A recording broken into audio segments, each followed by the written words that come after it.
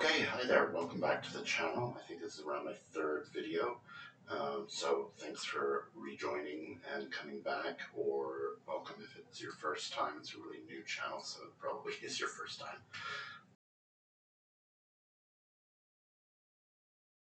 Today we're going to be doing some landscape photography. Big shocker, my previous two have been largely landscape photography, I know.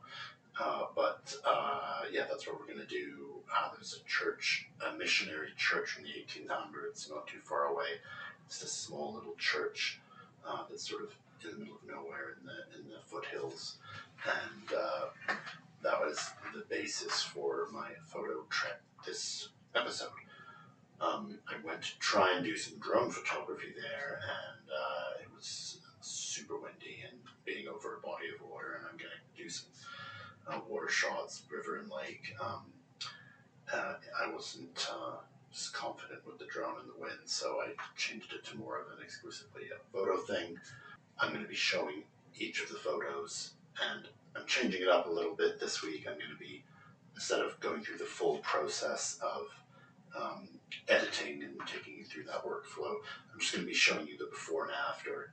It's still going to be in Luminar Neo, because they have this neat feature where it has a slider where you can see the before and after, so that's kind of neat. But you can see the decisions I'm making and maybe apply it to your own, and you know, maybe that's useful.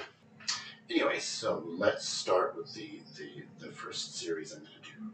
I'm going to kind of introduce the area. I'm going to do a talk over of the photos. Later on in the video, I have a panorama, which is kind of neat, which I stitched together. So I'm going to show you all that and how that ended up, and then you know, you'll get to see all the other photos as well, of course, and then we'll come back and wrap up. Okay, hi there. I'm at Ghost Lake in Alberta. It's a very windy day. I was going to do some droning around here, take some shots and do some bracketing shots and share it with everyone, but I don't know, I'm just not quite comfortable enough with the drone to know how windy it is relating to how much control and battery life, and whether I can get it back to me if I fly over bodies of water. I'll just do a shot around, you can see. But yeah, it's finally not a bad day, so I thought I'd get out and do some shots. Well, the wind persists here, but I just thought I'd do a little scene of where I came to visit this little prairie church. It's a pretty picturesque day as well. Okay, here we are in Luminar Neo. We're looking at the first photo from the batch that I'm going to share with you.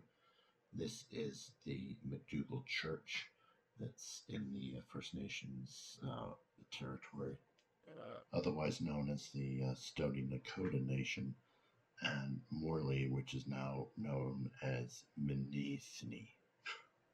I'll spell that out in the video.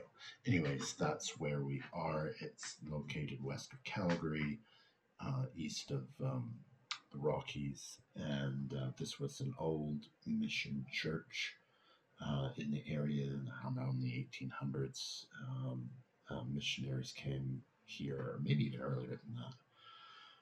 Anyway, so this is the site of the church, and it has a really long lead-in, as you can see, with this ranch fencing that was leading up to it, to kind of like, as it creates leading line to the church itself.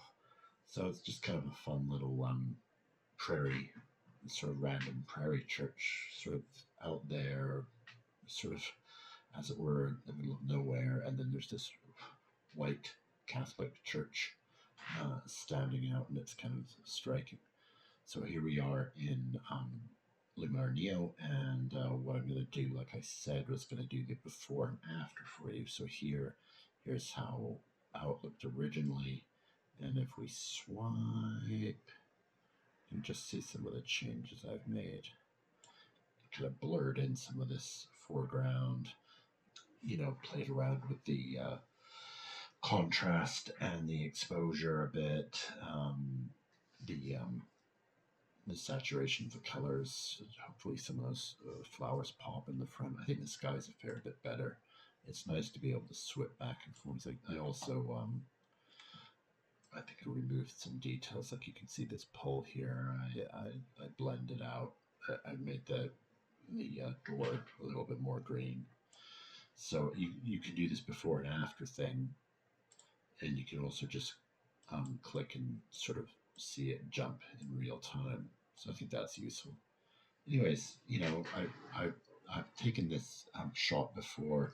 I think I did it in golden hour, so there was a little bit more something to it. This is kind of a little bit more plain, so it's maybe not quite as exciting. But anyways, it's not bad, and that's the photo I got on the day. So I'm just presenting it to you here. I don't mind it. It's kind of an interesting photo, but like I said, I've taken it before, and the clouds in the background here actually almost look artificial, but it was a that was the kind of day it was.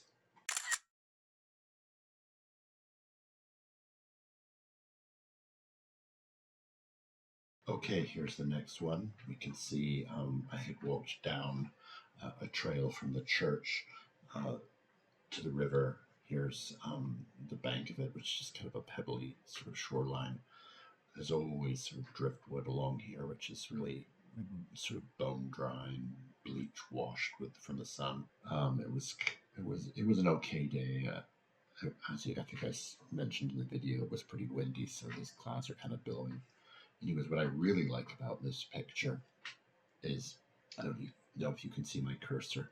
It's almost an abstract photo, because you can see, this deep line here. There's like a triangle here of blue. There's a triangle here of green. There's a triangle here of the water. And then there's a triangle there of the pebbles. And there's these lines. And this line even extends through to the wood. And then there's this line. So it's not an amazing pic, but it's kind of got an interesting build to it, which I kind of enjoyed. And so that's what I thought I'd share with you. And here, this is the before, the sort of original, and here's the after processing it. So again, it made the sky a bit more vivid, made the ground a bit more vivid, made some sort of differences in the greenery. You can see sort of this one's more cool. These are just more green. And there's the contrast and some of the other saturation and the vibrance of it. And I think the water is a little bit better in this version too. I'll turn this off and give you the full version, and then flip between the two, so you can see the sky's a bit more blurry as well. Which, I mean, the concentration should be on the foreground and the ground. So, but I like some of the details in it, so I didn't want to completely blur it. So I just did a little bit to that. Anyway, so that's that shot. I hope you like that. On to the next one.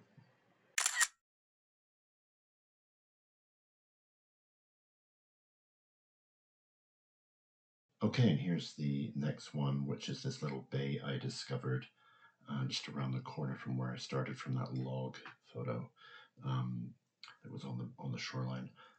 So yeah, there's this very tranquil bay that shoots off from the river. I didn't know this was here. It's kind of neat. Really cool waters here. I did a panorama of this entire bay, which I'll show you later. But this is just a one-off from it.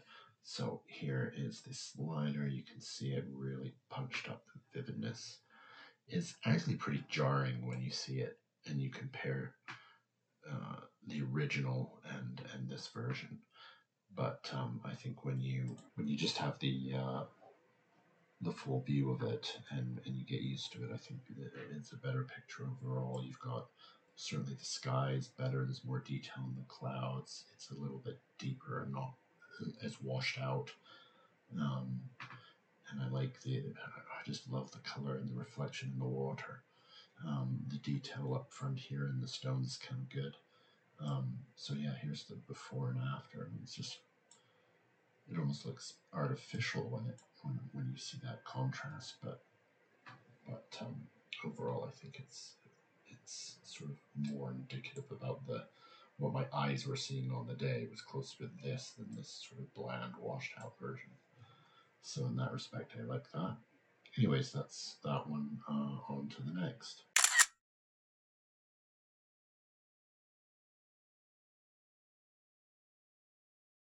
Okay, here's the panorama that I mentioned to you and talked about. Here it is in all its glory in the original version. Again, like the previous one, it's a little bit more dull. The kind of the detail in the skies is great. The clouds are sort of blown out in certain areas, and there's a lack of detail. The colors aren't vibrant. So here we are swooshing across with the slider. I think this version is a lot more vibrant and fun. You could say I went a bit over the top on some of this water edits here and here. That argument could be made, but maybe I'll go back and tone it down. I don't know, but I mean, it's such a vibrant, nice looking shot that I don't think it hurts it. Something to consider playing around with that a little bit more, but generally this is a lot better than the original, which you can see back here. And you can really see the depth and the distance as it travels down through here. So yeah, it's a fun panorama. I don't sort of do panoramas a lot, but this one seemed to beg for it because it was just such a wide bay. Okay, on to the next.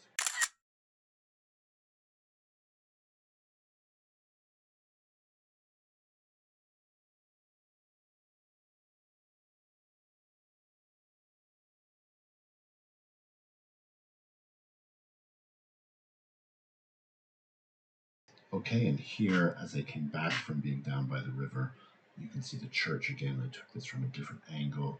This one's way underexposed, so it's pretty dim. So let's just do the slider thing. I think that's looking a lot better. Let's turn that off completely. I think I did a lot of changes, and then I used a preset as well to give it a bit of, I think, orange teal preset, I think it was. Well, I can't remember, but like I made all the edits, and then I used a preset as well, just subtly in tone. You can even tone up or down the presets if you do end up using them. And I think I used a mood one, which is a lot, and I used that on this, and I think this is a bit more, actually more of an interesting shot than the first one with the leading lines of the fence going into it. I mean, they're different shots, so there's not a competition between them. But and also, it was a shame on this one. This one has telephone or electrical wires going through it. You can see here. Here I wasn't able to get rid of, but sometimes I don't like getting rid of things like that. I think it's a bit fake to get rid of everything that you don't like. So I left them in. But anyways, that's this one. I'll move on to the next. Oh, let's give you one more before and after. Yeah, it was a really dim photo before. I think it's a lot better.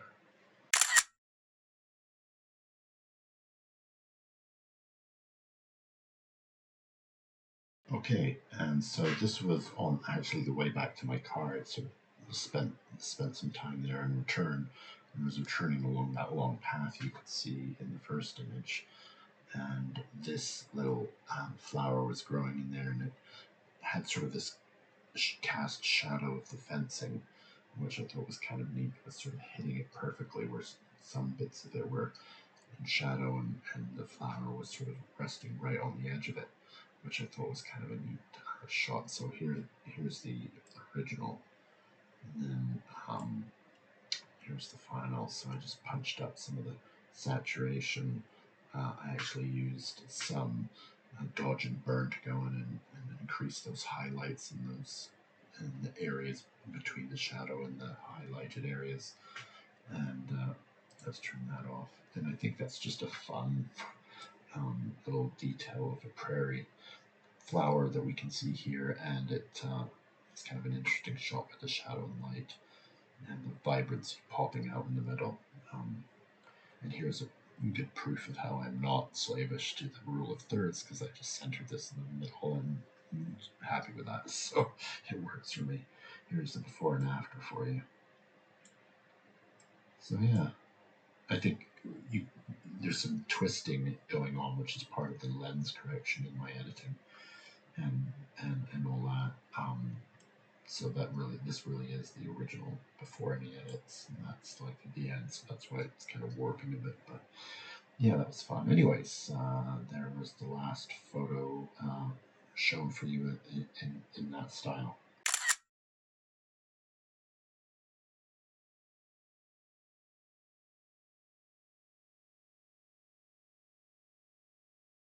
All right. Well, I hope you enjoyed seeing those photos that we looked at together. Um, Always fun to take. We finally had some good weather here, so it was nice to do those and get out and do that. It's actually a pretty sunny day here today, so I might actually edit this later and get out and finally try and do some drop shots. Anyways, I would love it if you felt like giving the video a like. Even if you gave it a subscribe, that would be magical, but no pressure either way. My next video soon, it'll be a photography thing, I'm sure. So I hope you come back for that. Thanks again.